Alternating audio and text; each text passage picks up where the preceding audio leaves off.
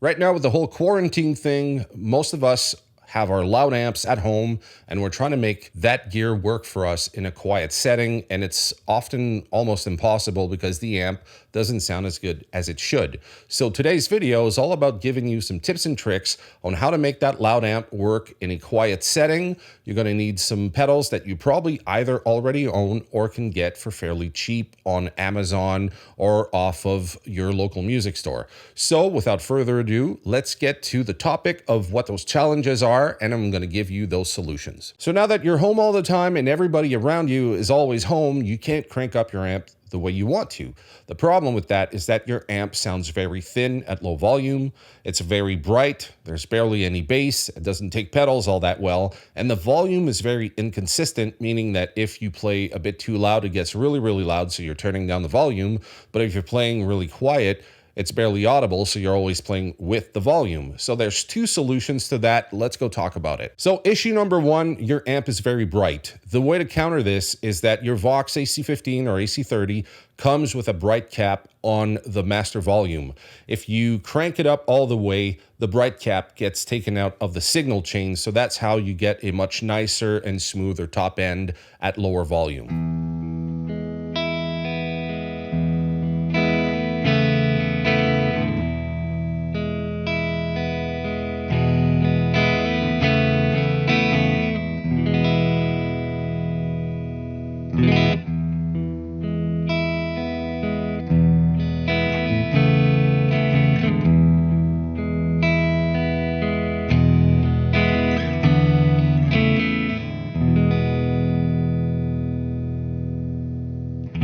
Now you will notice that by cranking your master volume, you're getting a bit more bass, but that's still not enough to be suitable at bedroom level. So the first solution for this whole thing is to get a EQ pedal. With the EQ pedal, you can crank up the bass and it's still not going to be too loud to bother your neighbors, but it's going to replicate an effect that we call loudness. If you want to read up on the whole Fletcher and Munson curve, you can do so. I'm going to have a link in the description. But essentially what it is that the human ear, when we're hearing a cranked amp, we're perceiving more bass and more high end, and the mids get squashed down. And that's essentially what we're trying to do with the EQ pedal by doing one of those smiley EQ curves where we boost up the bass, boost up the high end, and leave the EQ for the mids flat.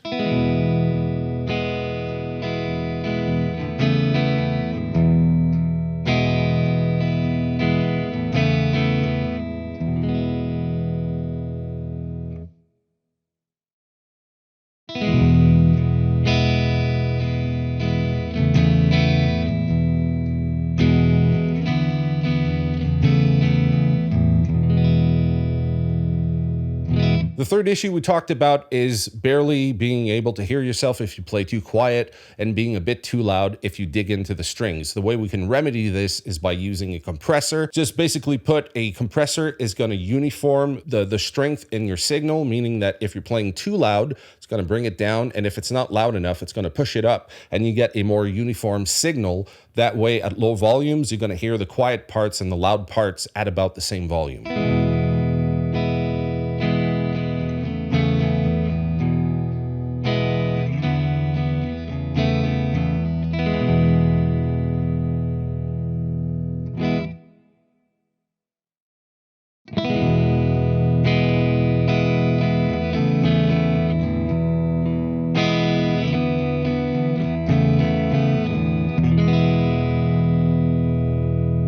Now for optimal result, what you want to do is use both pedals together, and the pedal order might be important to you because if you put the compressor before the EQ or the EQ before the compressor, you're going to get different results. There's no right or wrong. It's really a question of taste, and we're going to cover that in today's video. It's going to be pretty lengthy. There's going to be some different experimentation going on, and I'm going to show you on screen what it looks like with the waveform. So if you want to use the time codes in the description, you can do that, and there's also the chapters in the player window itself, so you can just hop around to the different sections. So let's stop talking and get to the audio examples.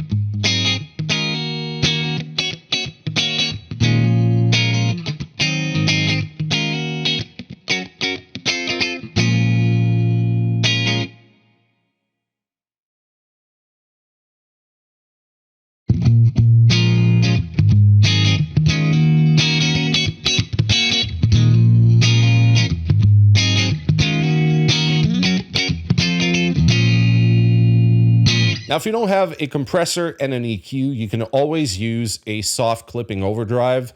For example, the Wampler Euphoria, where you're going to add just a bit of harmonic saturation to the signal and a bit of clipping. And there's also an EQ on board, so that way you can boost up the frequencies that you need for lower volume. I'm going to be using a Northern Effects Munson's preamp. Let's go have a listen to that.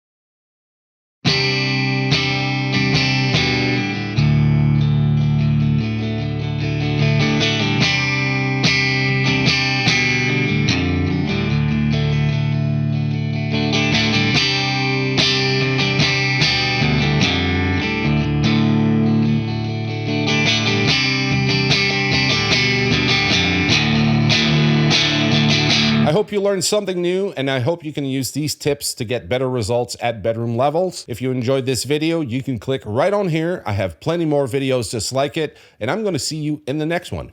Cheers.